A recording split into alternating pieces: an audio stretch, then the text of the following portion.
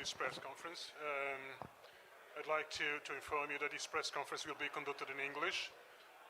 We'll have the first questions in English, and then if you have any questions in Arabic, you'll be more than welcome to ask your questions in Arabic.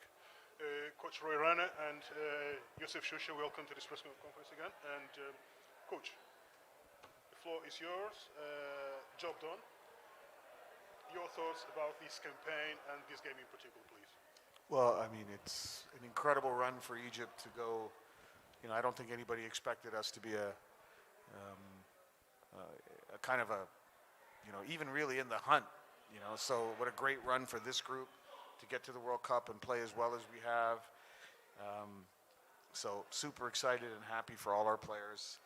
Obviously memorable, very, very memorable all the way through. And tonight was another memorable night. I mean, we played underhanded, and for 3.5 quarters, it was magical, right? I mean, we were right there, and we never quit. And, you know, the guys just showed so much fight. And then I think the last 4 or 5 minutes, we just kind of ran out of gas. And that was the difference in the game against a very, very good South Sudan team. So I think we can take a lot of positives from today, although the result wasn't necessarily, you always want to win every game. But I'm really proud. I'm really proud of these guys. It was a fun night up until the last 4 or 5 minutes of the fourth quarter. Yusuf, can you share with us your thoughts, your view on this game? I'm really proud of our team and our coach staff. We've been fighting through this for a long time, and we are proud to qualify for the World Cup. Now we're looking for the next challenge for us, and we're very excited for the next challenge, and we'll keep fighting for it. Yusuf, you and Jenny are one of the 2 players who played at the World Cup in 2014. You back there now. I mean, you don't know yet who selected, but still, what's the feeling? Can you share with us those moments of playing in the World Cup in 2014 in Spain? Yeah, I mean, like, it's 9 years ago. Like, it's been so long that we didn't qualify for the World Cup, and it's a great feeling. And last time we went for the World Cup just for like playing and having fun. I guess the mentality of this group and our coach and our staff is different this time. We'll try to do our best for like qualifying for the Olympics and for the bigger goal. And we're really excited for it, and we're looking up for it from now. And we're gonna take care of ourselves, our bodies. That's our coach said, and we're really excited. Coach, August 2022, Monastir, South Sudan 85, Egypt 65, 20 points win. Even tonight we're back here in Alexandria, South Sudan 97, Egypt 77, 20 points again. What is it about this South Sudanese team that makes things so difficult for Egypt? I mean, those are 2 very, very different games, although they were 20-point wins. You know, I thought they played really, really well in Tunisia. And I thought we played really well tonight, but we had to modify. We had to play a lot of zone. We had to do a lot of different things just to get through the game, really, right? We were playing basically with 7 players tonight. So that was a challenge, but, you know, all credit to Sudan. You know, they're tall, they're long, they're athletic. And then what makes them really unique is they shoot the ball. Like, you know, they got all 5 guys who can shoot the ball. That's dangerous. That will serve them well internationally in any competition. And I think that's the key for them, is they have a lot of guys who can shoot it, and that presents a unique challenge. But again, I thought we fought, and I thought we clawed, and Gindi was special. I mean, you know, he'll never forget tonight, and we gave ourselves a chance for 3.5 quarters. So again, very, very, very good South Sudanese team. Yusuf, what was it like playing tonight without the starters or key players like Yab Hamin, Hassan Mare, Hannes Mahmoud? How tough was it to play without? I mean, they make a big difference for us, especially in the court. But before the game, like the coach said, like we have to play. And since a long time, like the coach, like all the team has to be like in shape and ready to play every time we step in the court. So I guess that's he put this in this situation before. That's why we've been ready for this type of situation. And I think we did a great job today, and we kept fighting till the end. Of course, we have like some things we have to fix in the end, but I'm proud of every single like one of my teammates. Okay, so I'll open the floor to one of our colleagues. We'll be asking the question in Arabic, please. الأول ببارك لمنتخب مصر طبعا، وبسأل هل تم الاتفاق على الاستعدادات للتأهل لكأس العالم؟ الخطة هتكون إيه؟ وماذا عن استعادة الطيور المهاجرة عبد الرحمن نادر، إسماعيل مسعود، علي خليفة؟ هل ممكن يكون ليهم فرصة إن هم ينضموا في النهايات؟ وآخر سؤال عن التجنيس، ماذا عن اللاعب المجنس؟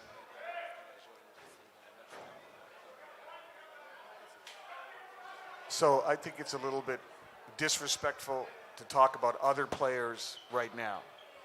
Right now we need to focus on this group that just got us to the World Cup. So tonight, to be talking about other players, I don't think is the right thing for this group. Let's appreciate them. We'll see what happens moving forward in the future. We try to get the best players we can, but I'm not going to talk about anybody else other than the 12 guys that were in this room or the 30 guys that were part of this qualification process up until this point.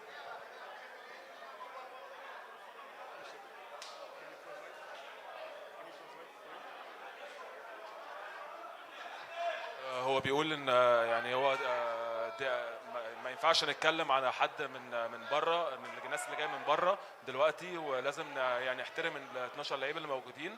هو شايف ان هو لو اتكلم على الموضوع ده دلوقتي هيبقى يعني بيقلل من الناس اللي موجوده، شايف ان ده مش وقت المناسب، بس يعني بس هو كده. بس هل تم الاتفاق على معسكرات خارجيه او لقاءات مع فرق، ولا لسه البلان لسه ما وضعتش؟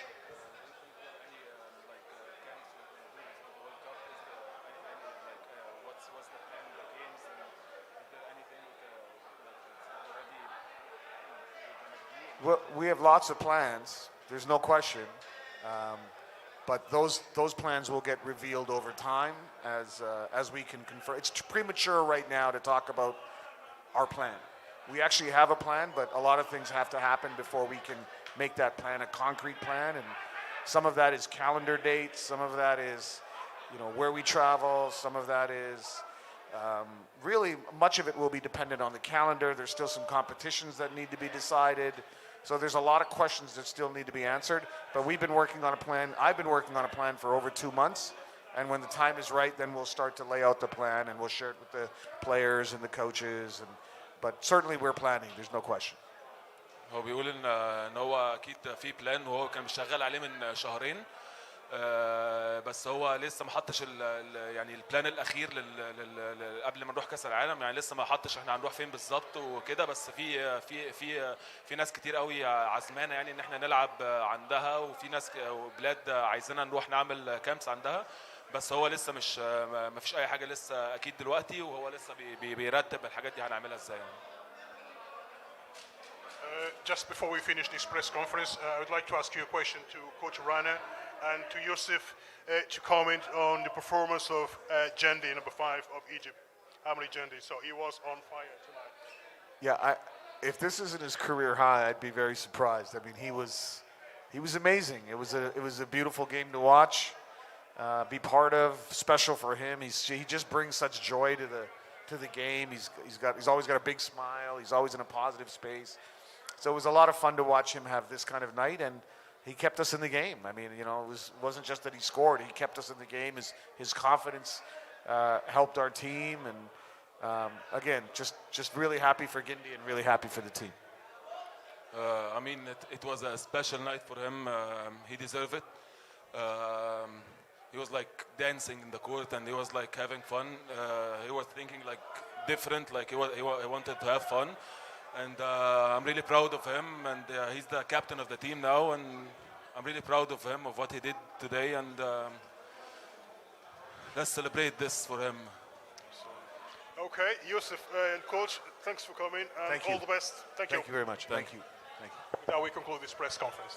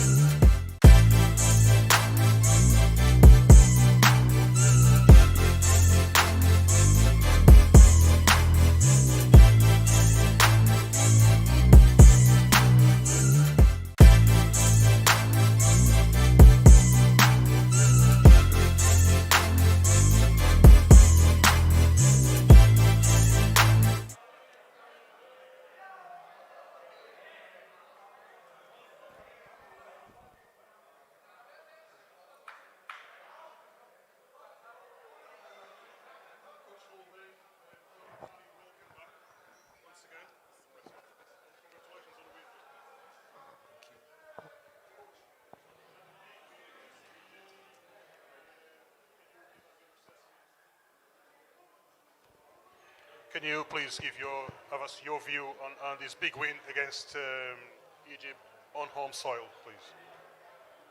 Yes, today was a tough game. I knew that, yesterday was mentally tough for us to play after being qualified.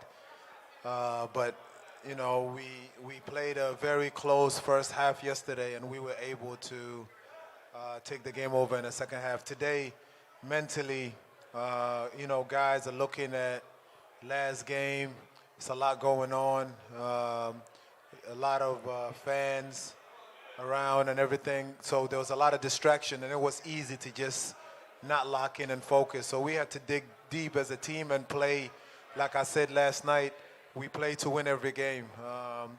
Whether it's a friendly game or just a, important game, or even if we qualified, we want to build a habit that we play to win every game. Okay, Kwani, do you want to share with us your views on this game, please? Yeah, absolutely. It was a game where we, had to go in and, dig deep. But at the same time, though, it was a very, very personal game, and we just had a slow start. But everybody knew that this was a very important game that we had to win, and it just took a lot longer to get there. Egypt came out tough. Number 5 hit a lot of tough shots, but we were able to just stay together, regroup, and pull it out at the end. Coach Lowell, August 2022, 20-point win against Egypt in Monastir, Tunisia, and another 20-point wins against Egypt here in Alexandria. How does that make you feel? I mean, thinking about the rivalry between Egypt and South Sudan. I don't know why you guys keep saying a rivalry between us and Egypt. We played Egypt twice and we beat them twice. I don't. I know South Sudan and Egypt are very close countries. There's a lot of South Sudanese population here. But I'm not just going to create a rivalry to create a rivalry. They're a very, very good team. We're a very, very good team. We faced them twice. We've been able to win those games. For us, we've played teams that we lost to and we bounced back. When we first lost to Tunisia, we lost twice. We committed to get better and beat that team. Senegal beat us. We committed to get better and beat that team. We beat Egypt last time. We knew they're going to try to get us back. So it's staying, consistent is really, really important in our program. Kwani, I don't think there's a story similar to South Sudan in African basketball history. In your first attempt to qualify to the World Cup, you made it. Can you go back in time and just bring us, back to February 2022, or first qualifier, regional qualifier, up until now qualifying for the World Cup? Take us through that journey from 2020 to this moment, please. No, it's been a very, overall it's been a very, very exciting experience.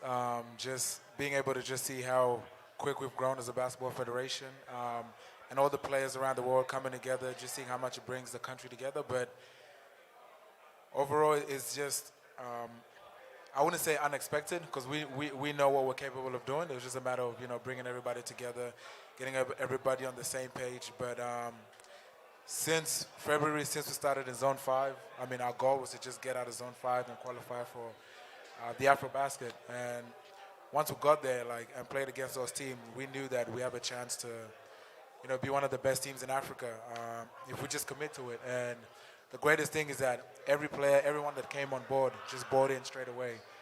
No one came in with the mindset of trying to be selfish. I'm doing this for myself.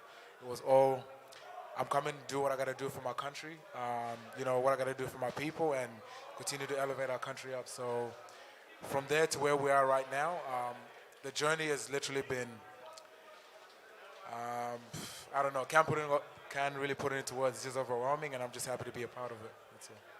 Just before I open the floor, just one quick question to Coach Lowell. I'm sure you're proud of your players, but thinking about the World Cup, are you considering bring a few new players to the team? A lot has been said about some NBA, G League, and college players. Is this part of the plan?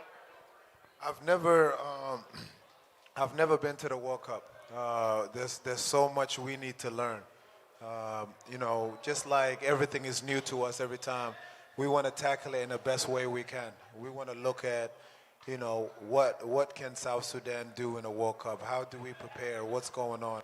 But right now, for us, you know, we made history. We go into the World Cup. It's something that no matter what would never ever be taken away. This is something that the first South Sudanese team to ever achieve it, the first team in the history to ever do it in the first try. And I don't know how many teams in the past have been 11-1 in qualifying. So we never came into this thinking that this is what we want to accomplish right away. We just wanted to win each game that we played. And one after the other, we kept getting better. Guys committed to each other. And I said this yesterday. I don't think we're not, I know we're playing basketball, but we're not a basketball team. We're representing a nation that needs more than basketball. We're just using basketball as a tool to bring the attention to what we are capable of. And for me, and I think for every player and everybody, the staff, everyone in the team, it's been such an amazing opportunity and feeling to get the chance to put smiles in our people's face and to see them cheering and happy.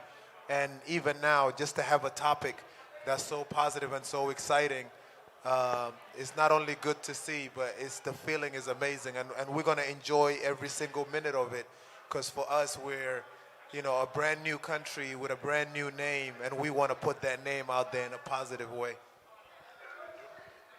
Question for the media. Lual, that actually leads to my question. You've been a part of some incredible teams, Brixton, Blair, Duke, Final Four, Chicago, all the playoff runs, but you've never been able to lead your home and your people to something like this. So where does this rank within everything you've done in your basketball career?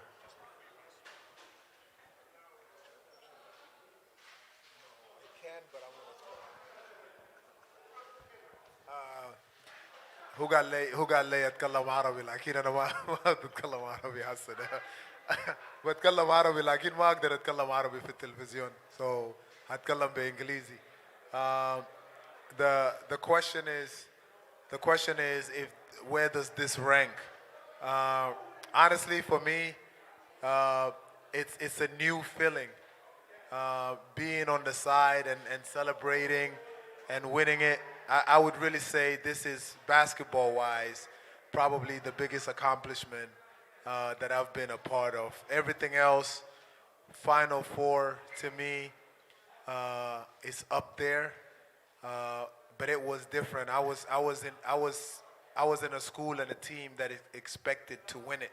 So even when we went to the Final Four and we lost, you know, we weren't happy. We wanted to win it.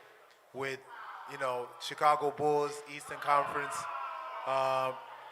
it's the Chicago Bulls. You're supposed to, you know, and no matter what you do, at the end of the day, you're getting paid all this money. You're supposed to do it anyway. So it's different. This one is really the biggest one because nobody really thought within 3 years that South Sudan would have the best basketball record in Africa. Even myself, to be honest, when we took over, we wanted just the opportunity to compete. I never went in thinking that we're going to be 11-1 and be the best record in Africa going to the World Cup. To me, that's the biggest accomplishment so far.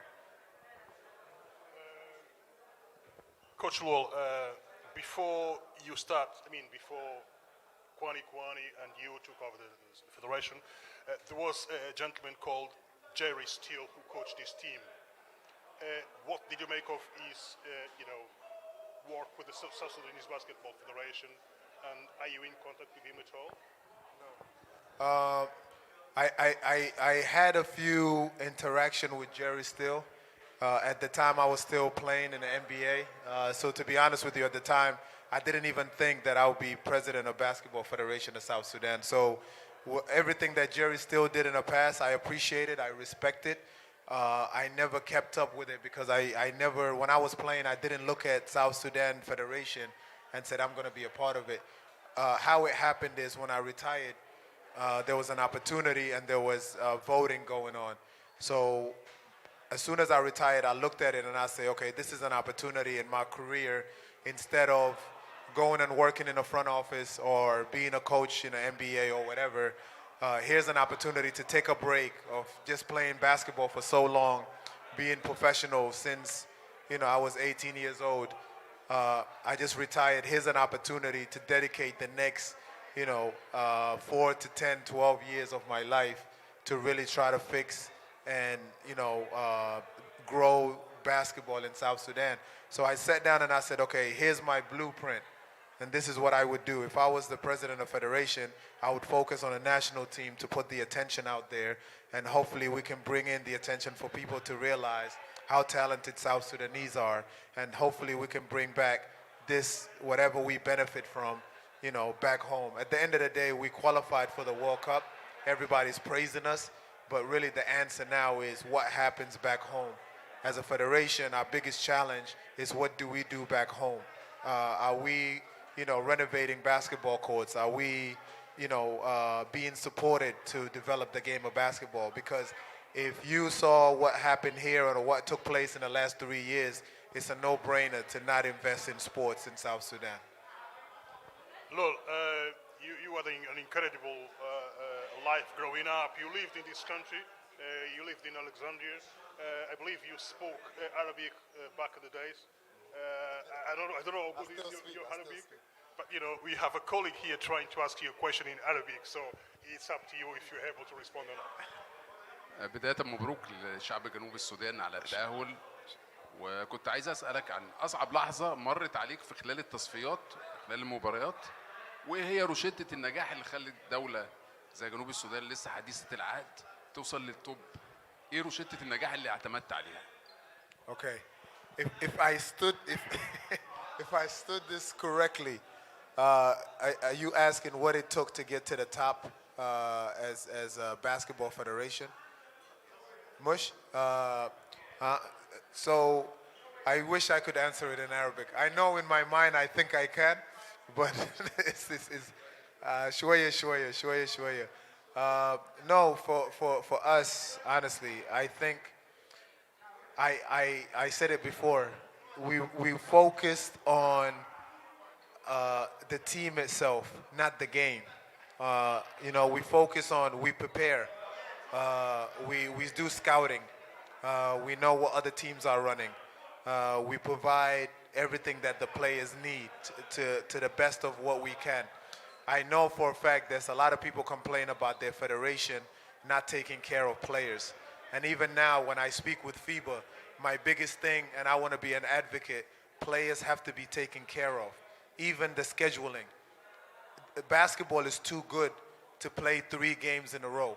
It's too good to play 4 games in a row when I was in Uganda with the girls. And I know there's a budget and whatever issue, but this is a product that's very, very good. There's a lot of good players. We have to take care of them. You get the best basketball when we treat the players the best way. And I'm pushing for that, and I think that's the next level where we could take basketball in Africa. We have another question on the floor.